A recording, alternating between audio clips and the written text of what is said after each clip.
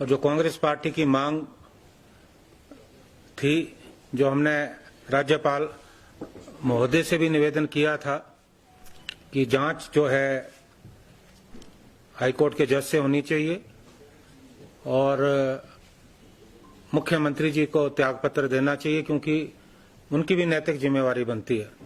इस विषय में मैं चर्चा नहीं करूंगा, क्योंकि हमारे जो पार्टी के महासचिव हैं और विधायक हैं बरागटा जी, उन्होंने आपके सम्मुख अपने विचार रखे हैं। इस मुहिम को हम आगे चलाने वाले हैं। 15 तारीख तक हमारी जिला स्तर पे ये मुहिम चल रही है। इसके बाद हम इस मुहिम को ब्लॉक स्तर पे ले जाने वाले हैं।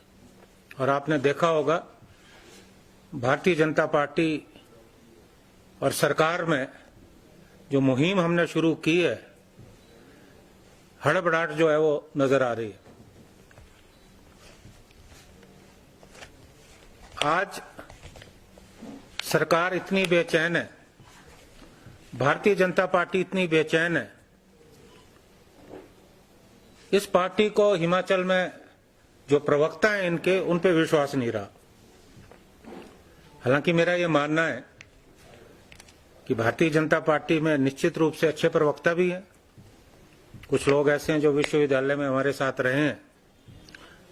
आज इनको दिल्ली से प्रवक्ता लाने की जरूरत पड़ी है। अभी पिछले कल धर्मशाला में जो भारतीय जनता पार्टी के राष्ट्रीय प्रवक्ता नलिन कोहली जी हैं, उन्होंने एक प्रेस वार्ता की। वो प्रेस वार्ता करें, लोकतंत्र है, उन्हें अधिकार है, हम उस पर प्रश्न चिन्ह नहीं लगाते। लेकिन हम ये कहना चाहते हैं कि नलिन कोहली जी दिल्ली से जो रेड जोन है वहां से धर्मशाला कैसे पहुंचे? वो वायु मार्ग से आए या भूमार्ग से आए? जल मार्ग से तो हो नहीं सकता, क्योंकि समुद्र नहीं है। वो आए कैसे यहां? या शक्तिमान की तरह दिल्ली से सीधा जो है धर्मशाला में प्रकट हो गए? ये बहुत संदेह का विषय और गंभीर विषय। वो आए, उनके साथ कितने लोग आए? क्या उनके आने की प्रशासन को जानकारी थी? क्योंकि राष्ट्रीय प्रवक्ता है और हिमाचल में भारतीय जनता पार्टी की सरकार है। क्या वो राज्य अतिथि थे? वो आए, क्या प्रोटोकॉल फॉलो हुआ? क्योंकि प्रोटोकॉल के तहत जो रेड जोन से आता है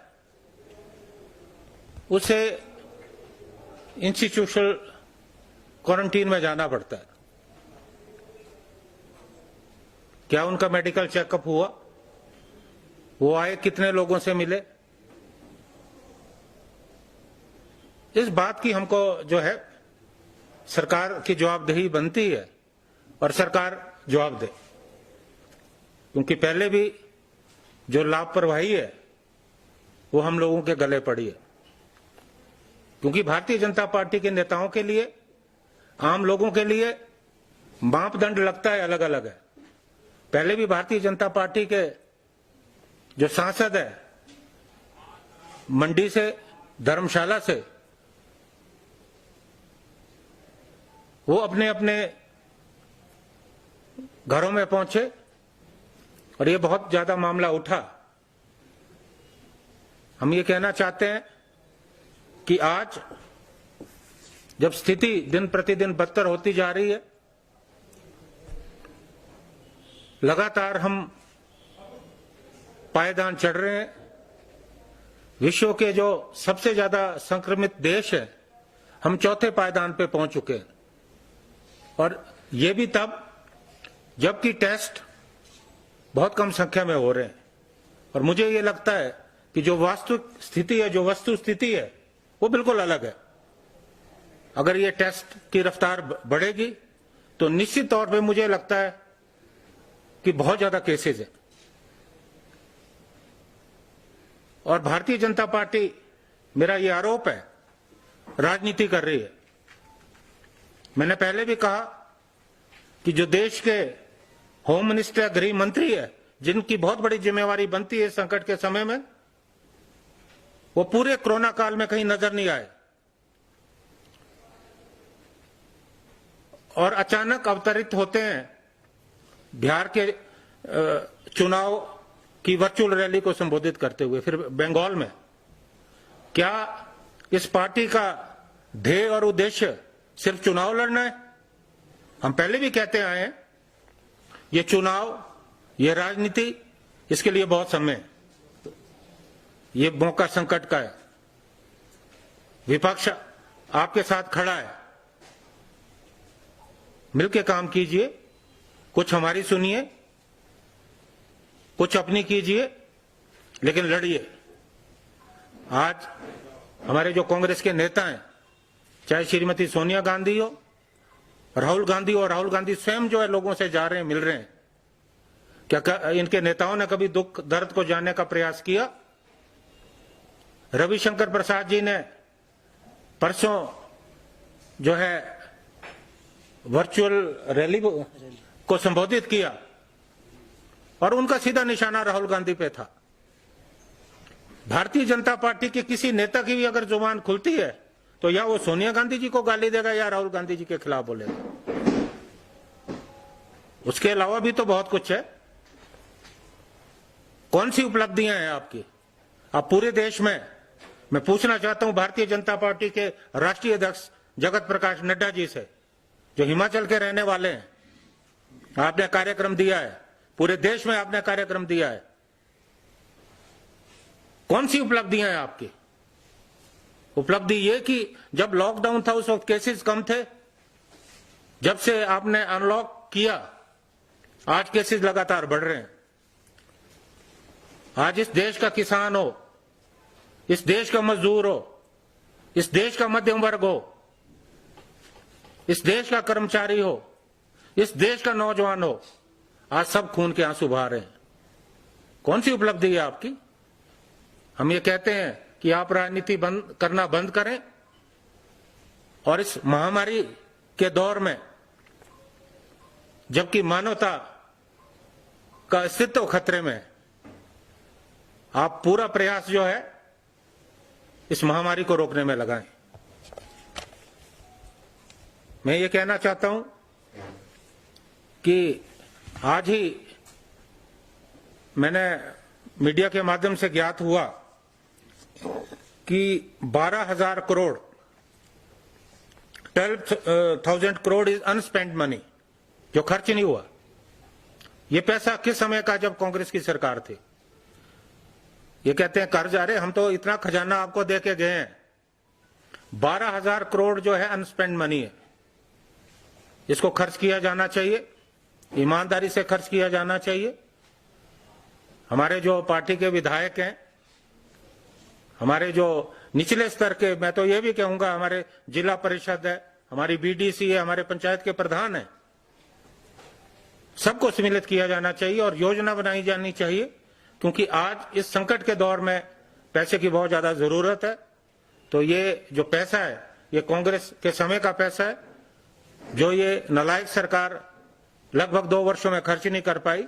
हम चाहते हैं कि इसका जो है सदुपयोग हो। और एक बात मैं और कहना चाहता हूं,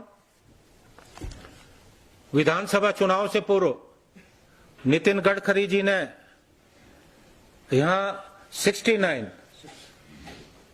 राजमार्गों की घोषणा की। लोग बहुत खुश हुए और लगा कि हिमाचल में तो बहुत कायाकल्प होने वाला है। और आज स्थिति क्या है? अब अपने बयान से मुकर गए। अब वो कहते हैं कि प्रधानमंत्री कार्यालय में फाइल पड़ी है, वो फाइल आगे नहीं बढ़ रही है। तो ये इनकी राजनीति है, झूठ की राजनीति है। चुनाव के समय झूठी बातें करना, झूठा जो है प्रलोभन देना, यह भारतीय जनता पार्टी की राजनीति है। मैं समझता हूं कि आज किस दौर में जरूरत इस बात की है, पक्ष हो विपक्ष हो, हमको मिलजुल के लड़ाई लड़नी है। हम तो कोरोना से लड़ाई लड़ना चाहते हैं, ये तो कांग्रेस से लड़ाई लड़ना चाह रहे हैं। इनके जो बयान है वो बिल्कुल हमारे नेताओं को इंगित करके होते हैं।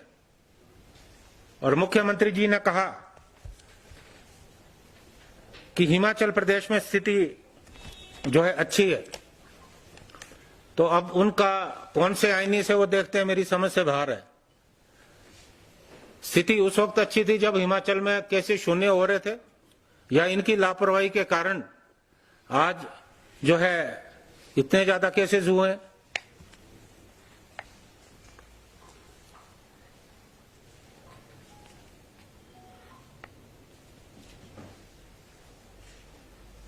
अब मुख्यमंत्री जी का एक बयान आया है कि वो कहते हैं कि हेल्थ एंड, ये क्या है, कि हिमाचल में संभावनाएं तलाश कर रहे हैं टूरिज्म की। तो फिल्म इंडस्ट्री से कह रहे हैं उनकी बातचीत चल रही है। हमारा ये मानना है कि जिससे हिमाचल को फायदा होता हो आप जरूर करें, लेकिन दूसरों की सेहत के चक्करों में हिमाचल की सेहत ना खराब हो, यहाँ के लोगों की सेहत जो है ना खराब हो, उस बात का आप ख्याल रखें। उन्होंने कहा है हेल्थ एंड वेलनेस। तो आप अगर इस सिद्धांत पे अमल करते हैं तो हिमाचल के जो लोग हैं उनकी जो हेल्थ है, वेलनेस है, उसका जरूर ख्याल रखें। इससे ज्यादा मैं इस विषय पे अभी टिप्पणी नहीं करना चाहता। Thank you very much.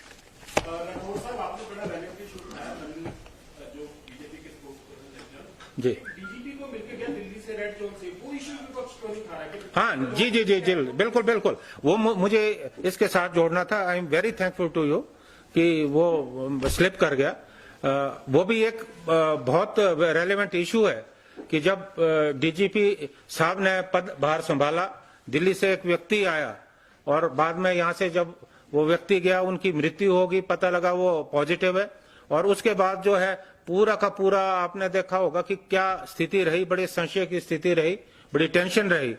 तो उसकी भी जांच होनी चाहिए कि वो कैसे यहाँ आया। और इसी कड़ी से मैं जोड़ता हूं जो भारतीय जनता पार्टी के राष्ट्रीय प्रवक्ता है नलिन कोहली जी, कि वो किस परिस्थितियों में यहाँ आए। मैं इसके साथ भी इस बात को जोड़ता हूं, तो जांच उसकी भी होनी चाहिए। राठौर जी, जहाँ पे जो बाहर के राज्य से आते हैं उसे 14 दिन का क्वारंटाइन होता है, रखने वाले और व्यक्ति आते हैं उसके ऊपर केस दर्ज होता है, तो क्या आप ये मांग नहीं करेंगे कि डीजीपी पे भी इस तरह का केस दर्ज हो? देखिए, हम ये कहते हैं कि इसकी जांच होनी चाहिए। कानून सबके लिए बराबर है, law is equal to everybody, कानून से ऊपर कोई नहीं है। जांच होनी चाहिए, जांच के बाद जो भी नतीजा सामने आता है उसके मुताबिक कार्रवाई होनी चाहिए। भाजपा के वरिष्ठ नेता रमेश वाला जी मुखर हो गए। उनका कहना है कि संगठन के महामंत्री जो है थानेदार बन चुके हैं जनप्रतिनिधि पर। तो क्या लगता है सर, कहीं ना कहीं भाजपा के अंदर भी खिंचातान स्थिति बनी हुई?